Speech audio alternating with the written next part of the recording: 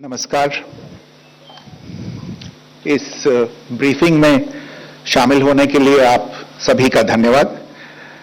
जैसा कि आप सभी जानते हैं, 22 अप्रैल 2025 को लश्कर-ए-तैयबा से संबंधित पाकिस्तानी और पाकिस्तान प्रशिक्षित आतंकवादियों ने भारत में जम्मू और कश्मीर के पहलगाम में भारतीय पर्यटकों पर बर्बरतापूर्ण हमला किया। 25 भारतीयों और एक नेपाली नागरिक को कायरतापूर्ण मौत के घाट उतार दिया गया। मुंबई के 26 नवंबर 2008 के हमलों के बाद यह भारत में हुई किसी आतंकवादी हमले में मारे गए आम नागरिकों की संख्या की दृष्टि से सबसे गंभीर घटना है। पहलगाम का हमला अत्यधिक बर्बरतापूर्ण था, जिसमें वहां मौजूद लोगों को करीब से और उनके परिवारों के सामने सिर पर गोली मारी गई। हत्या के इस तरीके से परिवार के सदस्यों को जानबूझकर आघात पहुंचाया गया। साथ ही उन्हें यह नसीहत भी दी गई कि वे वापस जाकर इस संदेश को पहुंचा दें। यह हमला स्पष्ट रूप से जम्मू और कश्मीर में बहाल हो रही सामान्य स्थिति को बाधित करने के उद्देश्य से किया गया था। चूंकि पर्यटन फिर से अर्थव्यवस्था का मुख्य आधार बन रहा था, इस हमले का मुख्य उद्देश्य इसे प्रतिकूल रूप से प्रभावित करना था। पिछले वर्ष आप सभी जानते हैं, 2.25 करोड़ से अधिक पर्यटक कश्मीर आए थे। इस हमले का मुख्य उद्देश्य इसलिए संभवतः यह था कि इस संघ राज्य क्षेत्र में विकास और प्रगति को नुकसान पहुंचाकर इसे पिछड़ा बनाए रखा जाए और पाकिस्तान से लगातार होने वाले सीमा पार आतंकवाद के लिए उपजाऊ जमीन बनाने में सहायता की जाए। हमले का यह तरीका जम्मू और कश्मीर और शेष राष्ट्र दोनों में सांप्रदायिक दंगे भड़काने के उद्देश्य से भी प्रेरित था। इसका श्रेय सरकार और भारत के सभी नागरिकों को दिया जाना चाहिए कि इन प्रयासों को विफल कर दिया गया। एक समूह ने खुद को रेजिस्टेंस फ्रंट TRF कहते हुए इस हमले की जिम्मेदारी ली है। यह समूह संयुक्त राष्ट्र द्वारा प्रतिबंधित पाकिस्तानी आतंकवादी समूह लश्कर-ए-तैयबा से जुड़ा हुआ है। यह उल्लेखनीय है कि भारत ने मई और नवंबर 2024 में संयुक्त राष्ट्र की 1267 कमेटी की सैंक्शंस मॉनिटरिंग टीम को अर्धवार्षिक रिपोर्ट प्रस्तुत की थी, जिसमें TRF के बारे में साफ इनपुट दिए गए थे। इससे पाकिस्तान स्थित आतंकवादी समूहों के लिए कवर के रूप में TRF की भूमिका सामने आई थी। इससे पहले भी दिसंबर 2023 में भारत ने इस टीम को लश्कर-ए-तैयबा और जैश-ए-मोहम्मद के बारे में सूचित किया था, जो TRF जैसे छोटे आतंकवादी समूहों के माध्यम से अपनी गतिविधियों को संचालित कर रहे हैं। इस संबंध में 25 अप्रैल को UN सिक्योरिटी काउंसिल प्रेस वक्तव्य में TRF के संदर्भ को हटाने के लिए पाकिस्तान के दबाव पर भी ध्यान दिया जाना चाहिए। पहलगाम आतंकवादी हमले की जांच से पाकिस्तान के साथ आतंकवादियों के संपर्क उजागर हुए हैं। रेजिस्टेंस फ्रंट द्वारा किए गए दावे और लश्कर-ए-तैयबा से ज्ञात सोशल मीडिया हैंडल द्वारा इसको रीपोस्ट किया जाना इसकी पुष्टि करता है।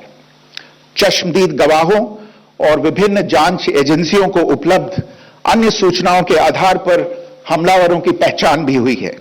हमारी इंटेलिजेंस ने इस टीम के योजनाकारों और उनके समर्थकों की जानकारी जुटाई है। इस हमले की रूपरेखा भारत में सीमा पार आतंकवाद को अंजाम देने के पाकिस्तान के लंबे ट्रैक रिकॉर्ड से भी जुड़ी हुई है, जिसके लिखित और स्पष्ट दस्तावेज उपलब्ध हैं। पाकिस्तान दुनिया भर में आतंकवादियों के लिए एक शरण स्थल के रूप में पहचान बना चुका है। यहां अंतर्राष्ट्रीय स्तर पर प्रतिबंधित आतंकवादी सजा पाने से बचे रहते हैं। इसके अलावा पाकिस्तान ने इस मुद्दे पर विश्व और फाइनेंशियल एक्शन टास्क फोर्स जैसे अंतर्राष्ट्रीय मंचों को जानबूझकर गुमराह करने के लिए भी जाना जाता है। साजिद मीर का मामला जिसमें इस आतंकवादी को पाकिस्तान ने मृत घोषित कर दिया था और फिर अंतर्राष्ट्रीय दबाव के परिणाम स्वरूप वो जीवित पाया गया, इसका सबसे स्पष्ट उदाहरण है। यह स्वाभाविक है कि पहलगाम में हुए इस हमले से जम्मू और कश्मीर के साथ साथ भारत के अन्य भागों में भी आक्रोश देखा गया।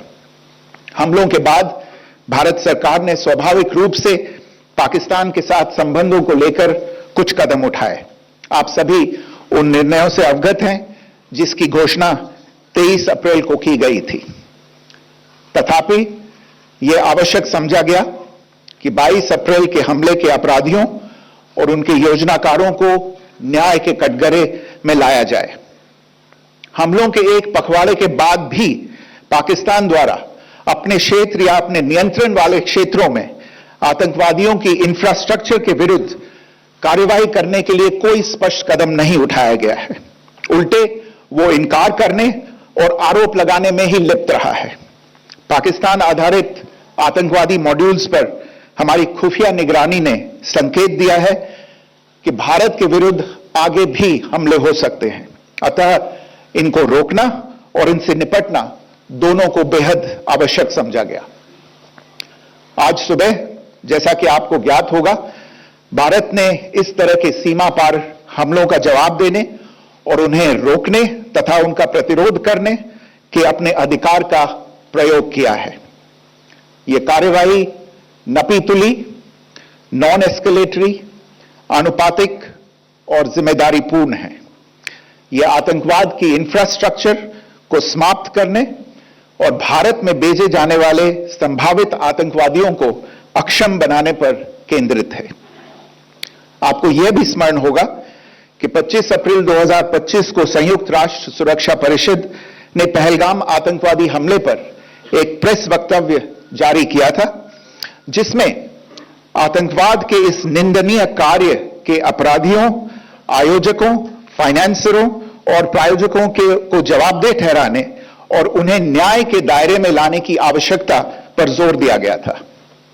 भारत की आज की इस कार्रवाई को इसी संदर्भ में देखा जाना चाहिए।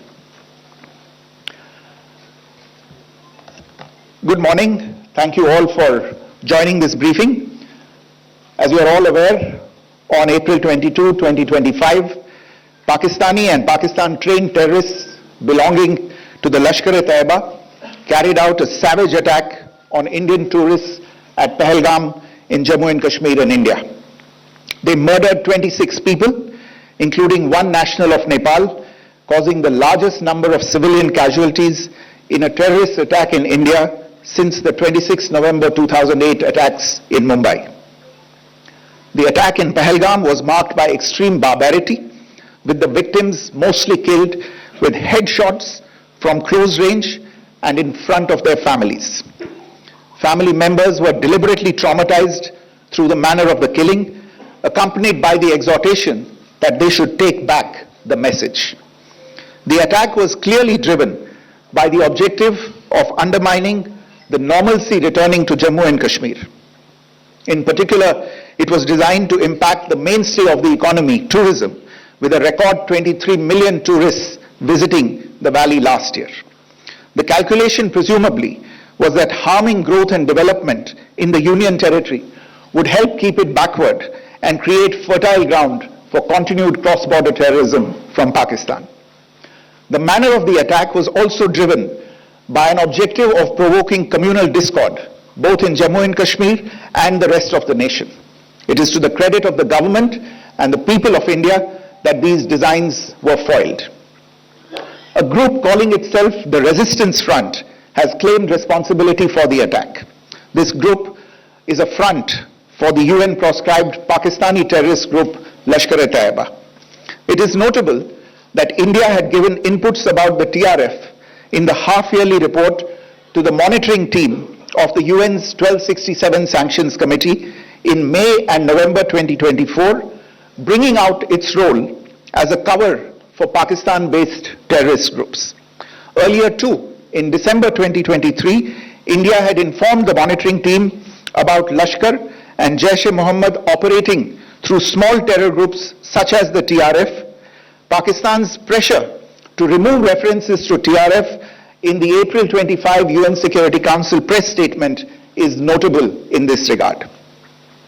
Investigations into the Pahalgam terror attack have brought out the communication notes of terrorists in and to Pakistan. The claims made by the Resistance Front and their reposting by known social media handles of the Lashkar-e-Taiba speak for themselves. Identification of the attackers based on eyewitness accounts as well as other information available to law enforcement agencies has also progressed. Our intelligence has developed an accurate picture of the planners and backers of this team. The features of this attack also tie in with Pakistan's long track record of perpetrating cross-border terror in India, which is well documented and beyond question. Pakistan also has a well-deserved reputation as a haven for terrorists from around the world, with internationally proscribed terrorists enjoying impunity there. In addition, Pakistan has been known to willfully mislead the world and international forums such as the Financial Action Task Force on this issue.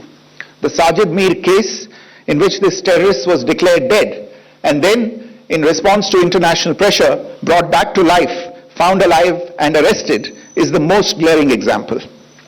The latest attack in Pahalgam has understandably generated deep anger in Jammu and Kashmir and in other parts of India. Following the attacks, the Government of India naturally responded with a set of initial measures relating to our engagement with Pakistan. You are all aware of the decisions that were announced on the 23rd of April. However, it was deemed essential that the perpetrators and planners of the 22nd April attack be brought to justice.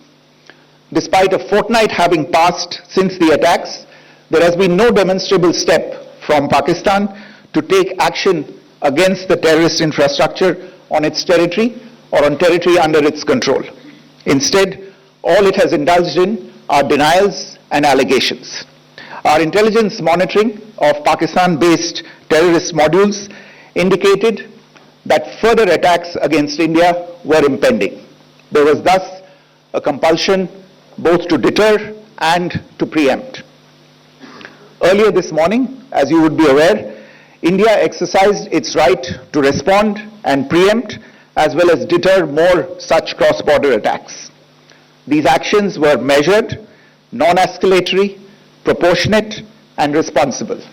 They focused on dismantling the terrorist infrastructure and disabling terrorists likely to be sent across to India. You would also recall that the Security Council on 25th April 2025 had issued a press statement on the Pahalgam terror attack, underlining, and I quote, the need to hold perpetrators, organizers, financiers and sponsors of this reprehensible act of terrorism accountable and bring them to justice, unquote. India's latest actions should be seen in this context. Joining me for this briefing on our actions earlier this morning are Colonel Sophia Qureshi and Wing Commander Vyomika Singh. I will request them to share some details regarding Operation Sindoor with all of you.